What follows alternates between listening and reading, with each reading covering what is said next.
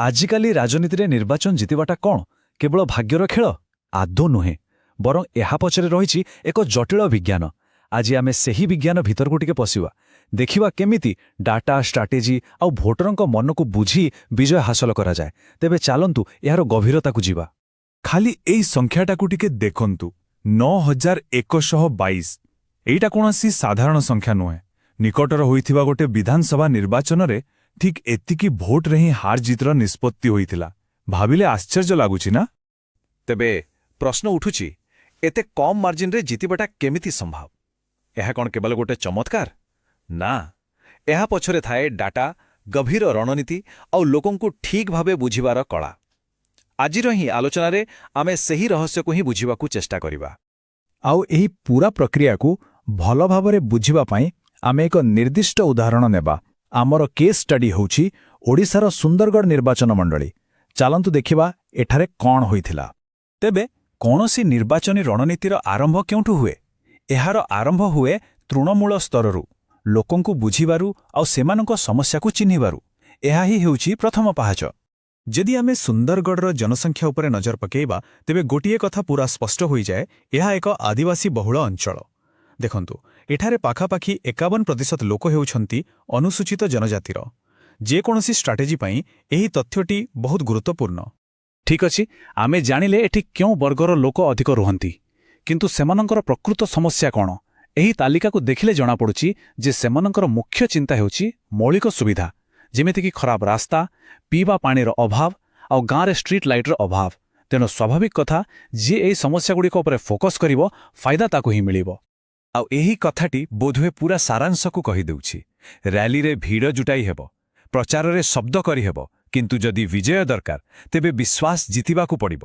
ତେଣୁ ସମସ୍ୟା ବୁଝିବା ପରେ ପ୍ରକୃତ ଚ୍ୟାଲେଞ୍ଜ ହେଉଛି ସେହି ବିଶ୍ୱାସକୁ କେମିତି ହାସଲ କରାଯିବ। ଆମେ ଲୋକଙ୍କ କଥା ବୁଝିଲେ, ସେମାନଙ୍କର ସମସ୍ୟା ବି ଜାଣିଲେ। ଏବେ ଆସନ୍ତୁ ଦ୍ୱିତୀୟ ଦିଗକୁ ଦେଖିବା, ଆଉ ସେ ହେଉଛନ୍ତି ପ୍ରାର୍ଥୀ ନିଜେ। ଚାଲନ୍ତୁ ତାଙ୍କର ଏକ ନିରପେକ୍ଷ ମୂଲ୍ୟାଙ୍କନ କରିବା। ଏଠି ଦେଖନ୍ତୁ, ପ୍ରାର୍ଥୀଙ୍କ ପ୍ରୋଫାଇଲରେ ଏକ ବଡ଼ ଦ୍ୱନ୍ଦ୍ୱ ରହିଛି। ଗୋଟିଏ ପଟେ ଭଲ ଖବର ହେଲା, ସେ ଜଣେ ଅଭିଜ୍ଞ ନେତା, 3 ଥର ବିଧାୟକ ରହିସାରିଛନ୍ତି, ଯାହାଙ୍କ ପାଖରେ ଶାସନର ଅନୁଭବ ଅଛି। କିନ୍ତୁ ଅନ୍ୟପଟେ ତାଙ୍କ ଉପରେ ଦଳ ବଦଳକାରୀର ଏକ ଟ୍ୟାଗ୍ ଲାଗିଛି, ଯାହା ଭୋଟରଙ୍କ ମନରେ ସନ୍ଦେହ ସୃଷ୍ଟି କରିପାରେ। ବାସ୍ ଏହି 2ଟି ପଏଣ୍ଟ ଉପରେ ହିଁ ପୂରା ଖେଳ। ଆସନ୍ତୁ ଏହାକୁ ଆହୁରି ଟିକେ ଗଭୀର ଭାବେ ବୁଝିବା ସ୍ୱଟ୍ ଆନାଲିସିସ୍ ମାଧ୍ୟମରେ। ତାଙ୍କର ଶକ୍ତି ବା ଷ୍ଟ୍ରେଙ୍ଗଥ୍ କ'ଣ? ସେ ଏବେ ବି ପଦବୀରେ ଅଛନ୍ତି, ତେଣୁ କାମ କରି ଦେଖାଇପାରିବେ। ୱିକ୍ନେସ୍ ବା ଦୁର୍ବଳତା, ସେଇ ଦଳବଦଳର ଛବି। ଅପରଚ୍ୟୁନିଟି ବା ସୁଯୋଗ, ଗାଁ ଲୋକଙ୍କ ପାଇଁ କାମ କରି ଆଦିବାସୀ ଭୋଟକୁ ନିଜ ପଟକୁ ଆଣିବା। ଆଉ ଥ୍ରେଟ୍ ବା ବିପଦ, ବିରୋଧୀ ଦଳ ବେଶ୍ ଶକ୍ତିଶାଳୀ। ତେଣୁ ଏହି 4ଟି ଜିନିଷକୁ ବ୍ୟାଲେନ୍ସ କରିବା ହିଁ ପ୍ରକୃତ ଚ୍ୟାଲେଞ୍ଜ। ଠିକ୍ ଅଛି, ଆମେ ସମସ୍ୟା ବୁଝିଗଲେ, ପ୍ରାର୍ଥୀଙ୍କୁ ବି ବିଶ୍ଳେଷଣ କରିସାରିଲେ। ଏବେ ଆସିଲା ସବୁଠୁ ଗୁରୁତ୍ୱପୂର୍ଣ୍ଣ ଅଂଶ।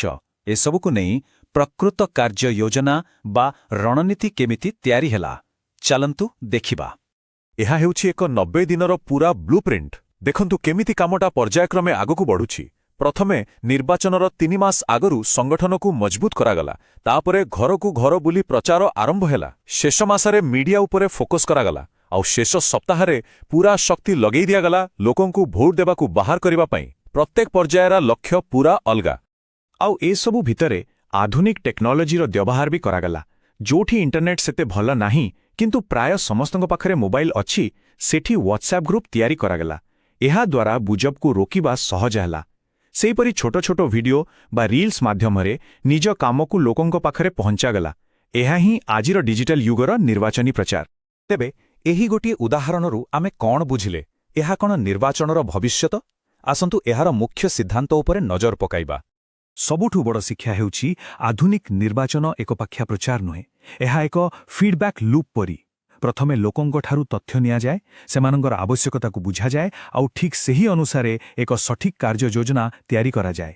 ତଥ୍ୟରୁ ଆରମ୍ଭ ହୋଇ ବିଜୟରେ ଶେଷ ହେଉଥିବା ଏହି ଯାତ୍ରା ହିଁ ଆଜିର ସତ୍ୟ। କିନ୍ତୁ ଶେଷରେ ଏକ ବଡ଼ ପ୍ରଶ୍ନ ଛିଡ଼ା ହେଉଛି। ଯେତେବେଳେ ରାଜନୈତିକ ରଣନୀତି ଏତେ ଡାଟା ଆଧାରିତ ଆଉ ସଠିକ୍ ହୋଇଯାଉଛି, ସେତେବେଳେ ଜଣେ ନେତା ଆଉ ଲୋକଙ୍କ ଭିତରେ ଥିବା ସମ୍ପର୍କ କ'ଣ ବଦଳି ଯାଉଛି? ଏହା ଗଣତନ୍ତ୍ର ପାଇଁ ଭଲ, ନା ଏହାର କିଛି ଅଲଗା ପ୍ରଭାବ ପଡ଼ିବ? ଏହି ପ୍ରଶ୍ନଟି ଆମ ସମସ୍ତଙ୍କ ପାଇଁ ଚିନ୍ତା କରିବାର ବିଷୟ।